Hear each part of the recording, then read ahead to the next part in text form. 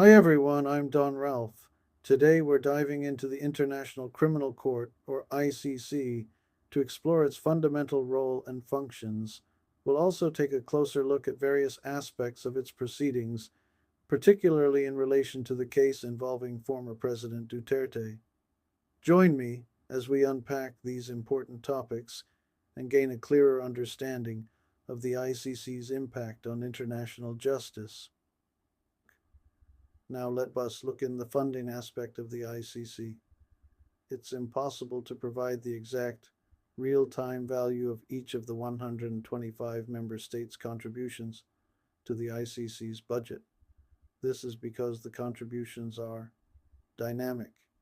The scale of assessments is reviewed and adjusted periodically by the United Nations General Assembly, and the ICC's application of this scale can also be subject to adjustments by the Assembly of States Parties. Based on economic factors, contributions are largely determined by each member state's capacity to pay, which is linked to the size of their economy, using a scale similar to that of the United Nations regular budget. Wealthier nations contribute a larger percentage.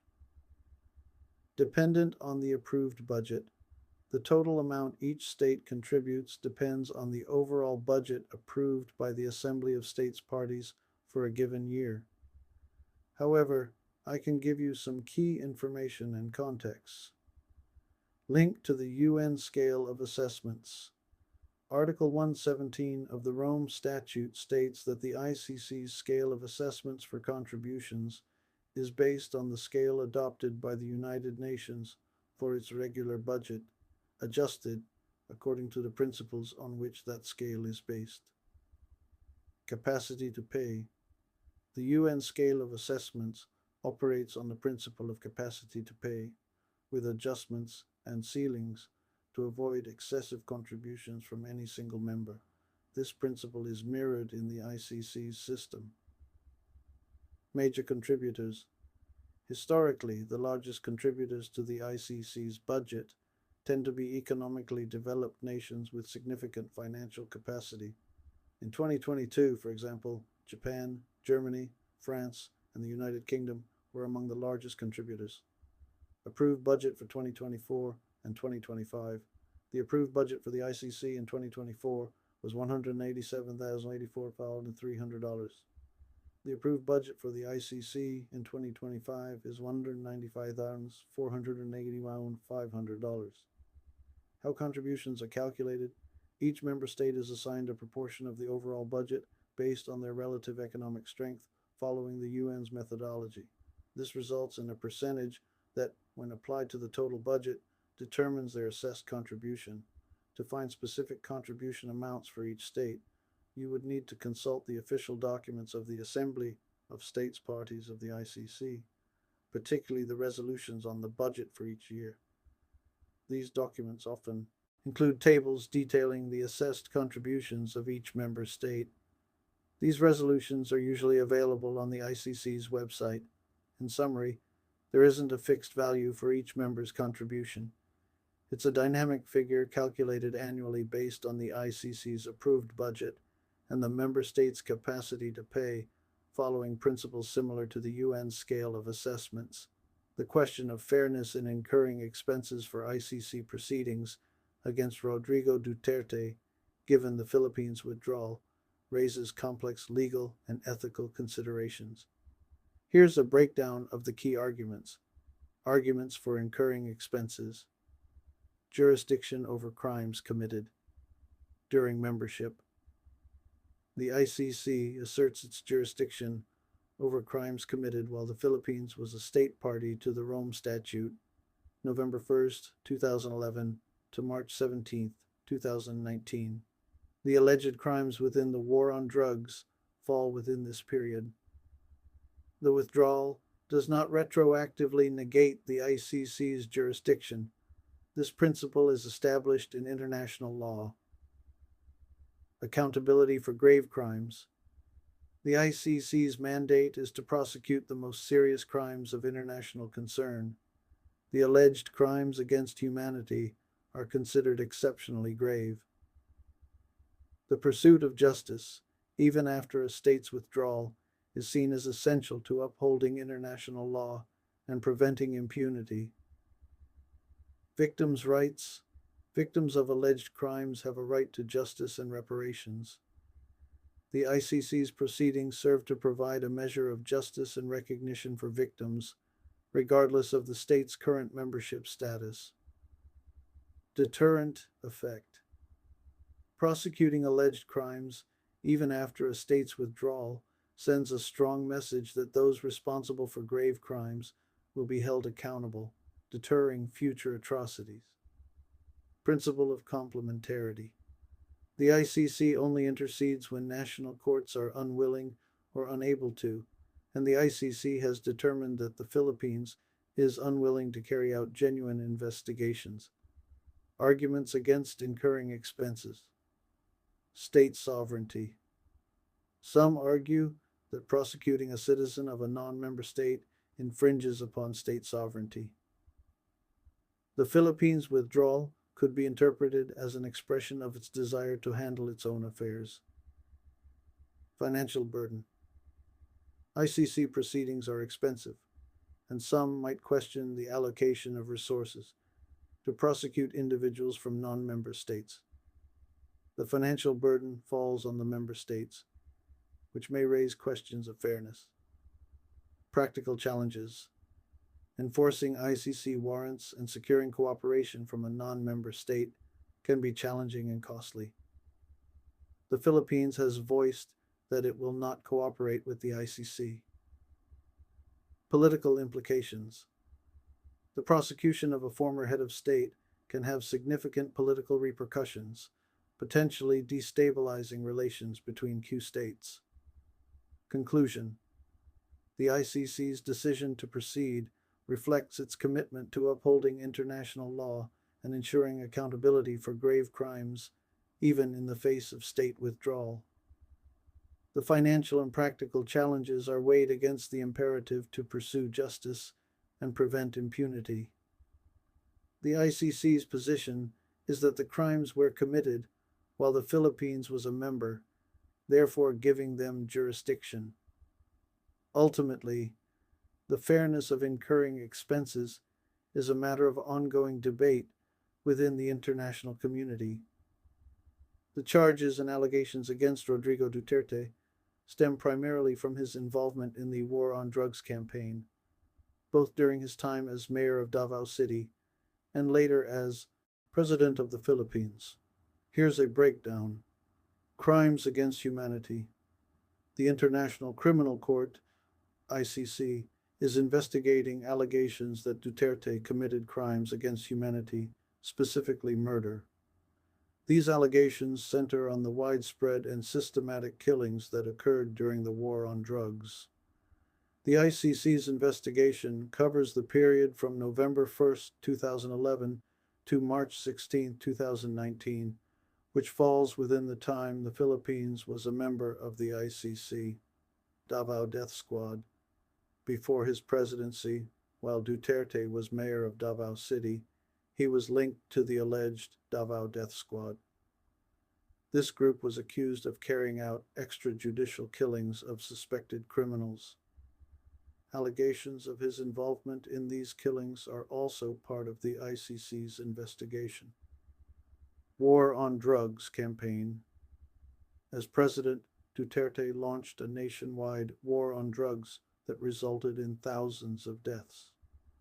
Human rights organizations and other groups have alleged that many of these killings were extrajudicial executions, meaning they were unlawful and carried out without due process. The ICC has determined that those killings may constitute crimes against humanity. ICC investigation. The ICC's prosecutor's office has been gathering evidence and investigating these allegations.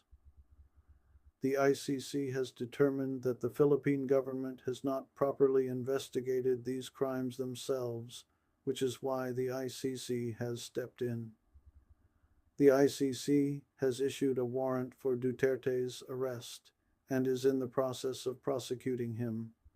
In essence, the charges and allegations against Duterte relate to his alleged role in orchestrating or overseeing widespread killings, both in Davao City and throughout the Philippines, which the ICC believes may constitute crimes against humanity. It's important to understand the distinction between allegations, factual determinations, and legal findings.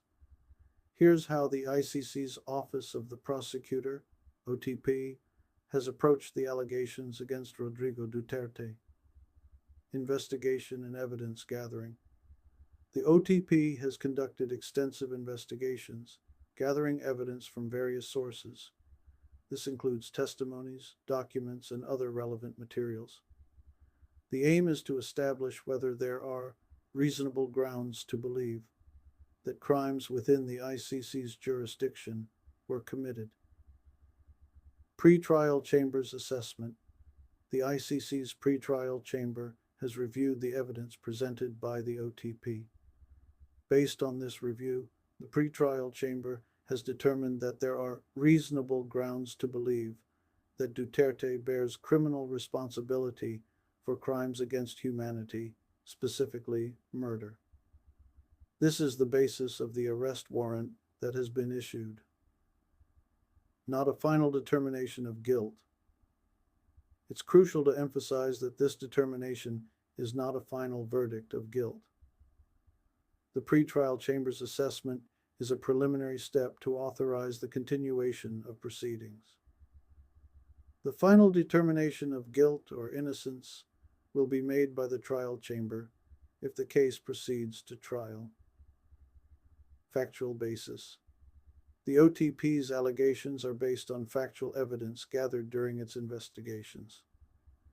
The ICC is working to establish the factual basis for these allegations in a court of law. The ICC has stated that there is evidence that the crimes committed were widespread and systematic, which is a requirement for crimes against humanity. Legal findings. The ICC is tasked with making legal findings based on the factual evidence.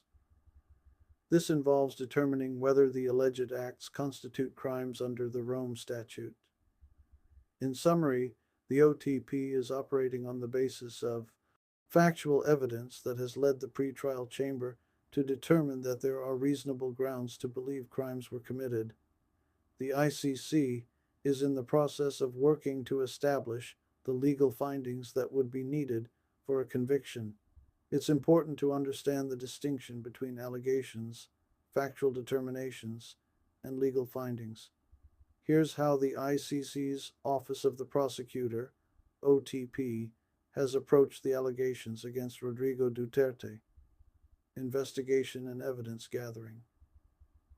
The OTP has conducted extensive investigations, gathering evidence from various sources.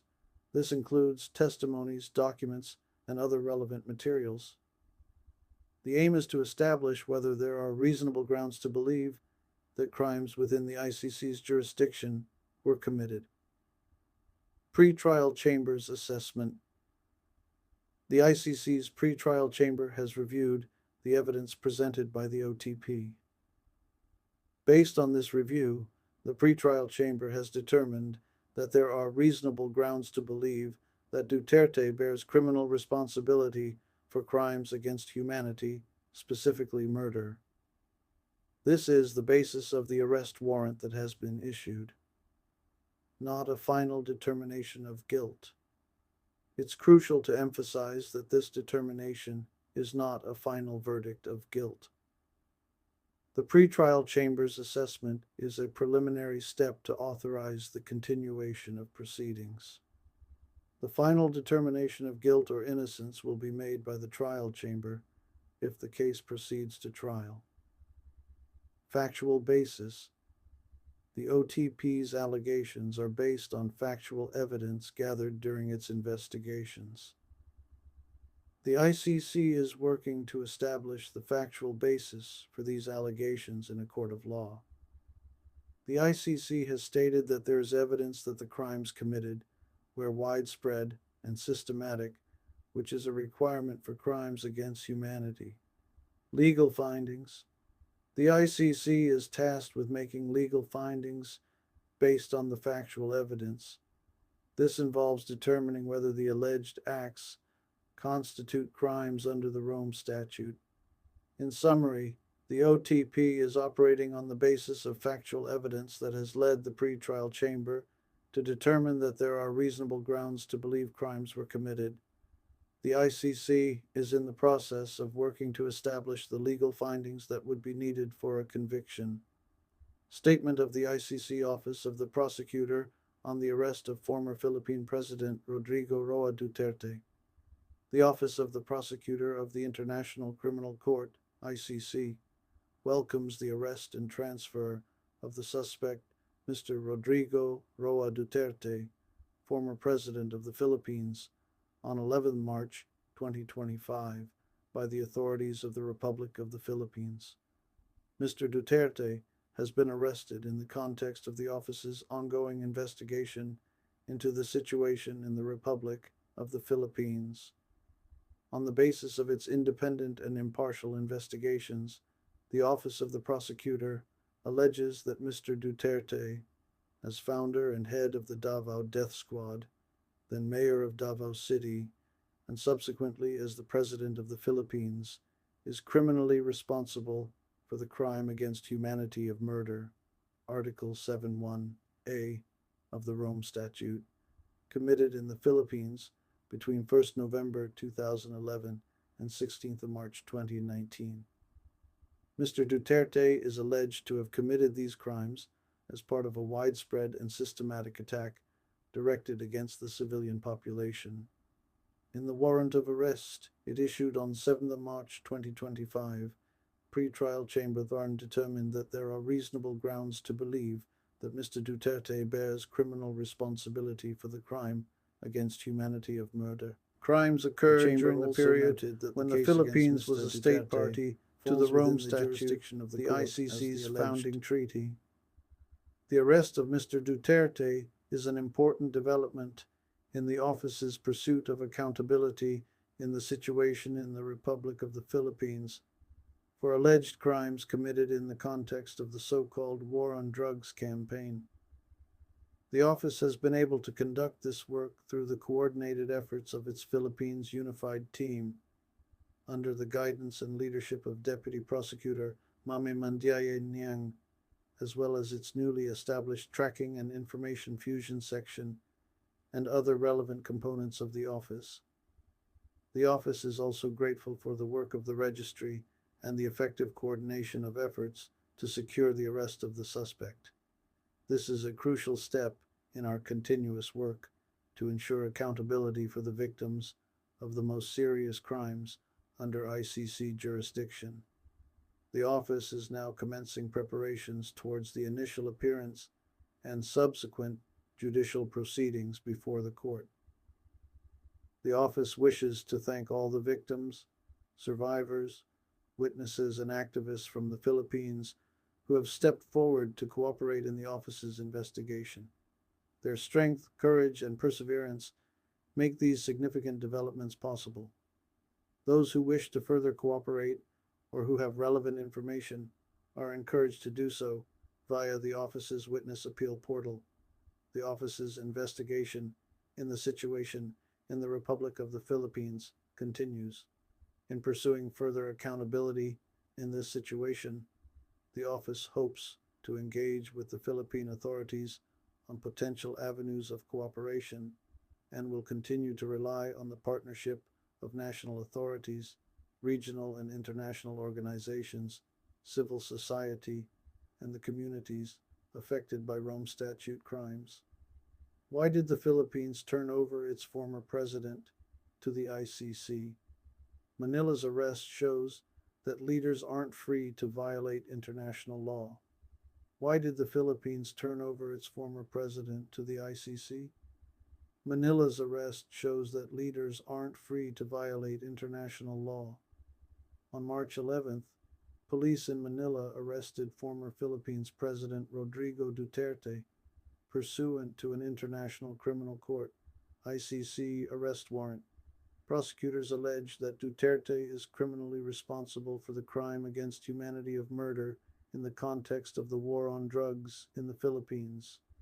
Crimes against humanity are one of 4 crimes that the ICC investigates and prosecutes, the others being war crimes, genocide, and aggression. Manila has previously reported that about 6,300 people were killed in so-called anti-drug operations between July 1st, 2016 and May 31st, 2022, a period covering all but the last month of Duterte's presidency. However, some human rights organizations estimate that the death toll was closer to 30,000 people, most of them poor men who were gunned down in the streets. ICC prosecutors allege that Duterte and his, as yet unnamed co-perpetrators, jointly and through others, led a program of action to neutralize individuals they identified as alleged criminals or individuals with criminal propensities during his time as president and before that, mayor of Davao City. Duterte, 80, contested the arrest, but he was put on a plane to the Netherlands within hours and is now in the ICC's custody. The arrest warrant and Manila's decision to comply with it shows that no one, not even a head of state or government, is free to violate international law. Current and former leaders, including those with outstanding ICC warrants, notably Russia's Vladimir Putin, Israel's Benjamin Netanyahu, and Sudan's Omar al-Bashir, have been warned. Though they have evaded the court thus far, they may one day find themselves before it. There is no statute of limitations on crimes against humanity of which al-Bashir, Duterte, Netanyahu, and Putin are accused, among other abuses, and domestic and international politics can shift from opposing to supporting compliance with the ICC. If Duterte's case is any indication, a leader's streak of avoiding accountability can run out. The ICC started, paused, and restarted an investigation into the war on drugs. The ICC's jurisdiction in the Philippines spans the period from November 1st, 2011, when Manila joined the court, to March 16, 2019, when Manila left the court. Duterte, a longtime vocal opponent of the ICC, withdrew the Philippines' membership on March 17, 2018, about a month after the chief prosecutor at the time, Fatu Bensouda, announced a preliminary examination into the war on drugs. The withdrawal took effect the next year. Later in May 2021, Bensouda submitted a request to the ICC's pretrial chamber to escalate her probe from a preliminary examination to a full investigation. The judges granted the request in September of that year.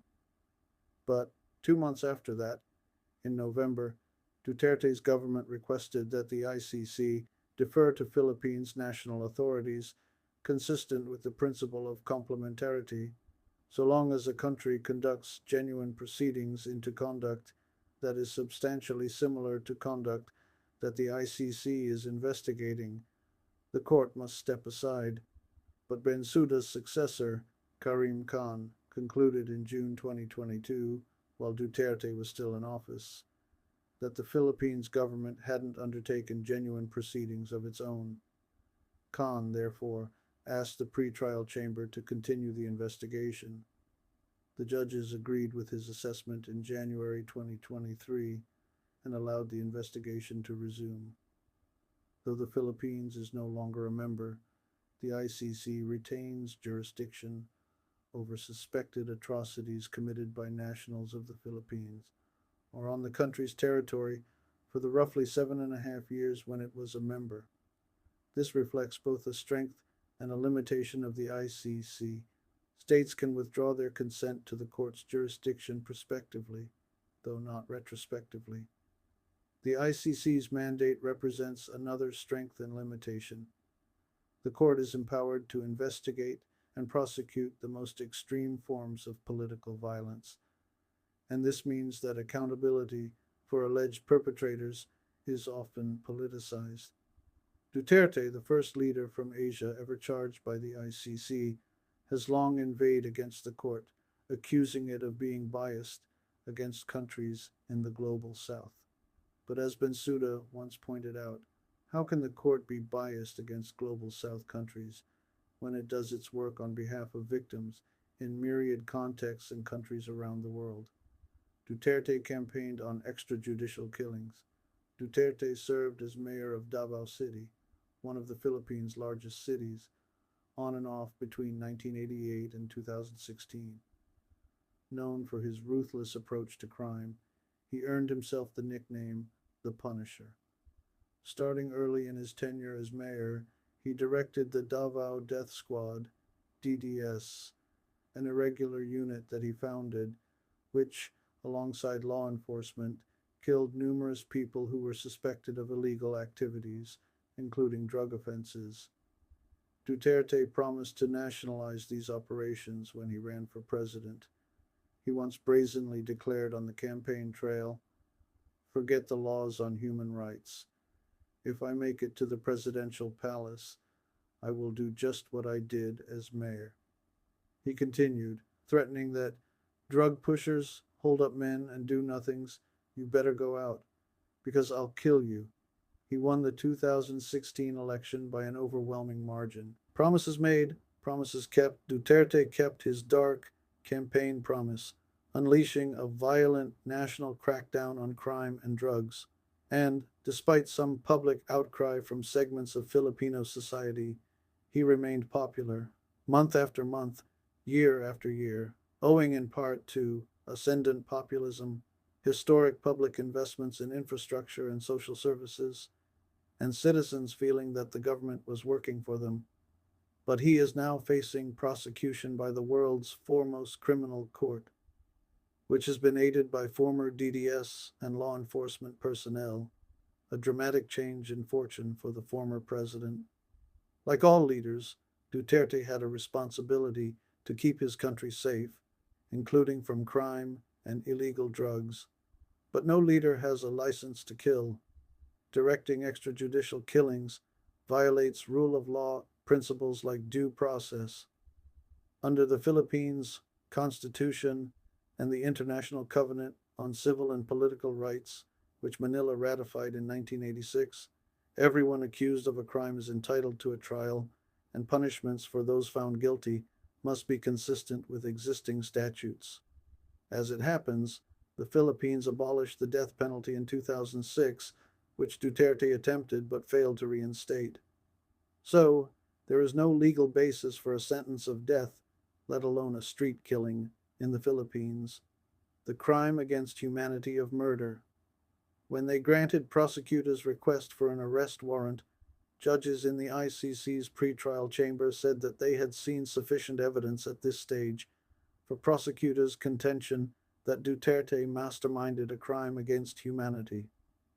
Per the ICC's Rome Statute, a crime against humanity involves a widespread or systematic attack on a civilian population carried out to advance an organizational policy. Prosecutors' evidence indicates that thousands of Filipinos were killed over many years in anti-drug operations involving state and parastatal forces such as the DDS.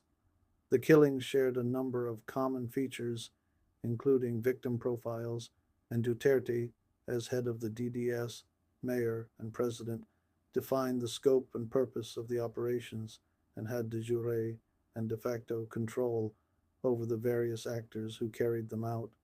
The prosecutor's office argued, and the pre-trial chamber judges agreed, that taken together, there are reasonable grounds to believe that Duterte is criminally responsible for the crime against humanity of murder.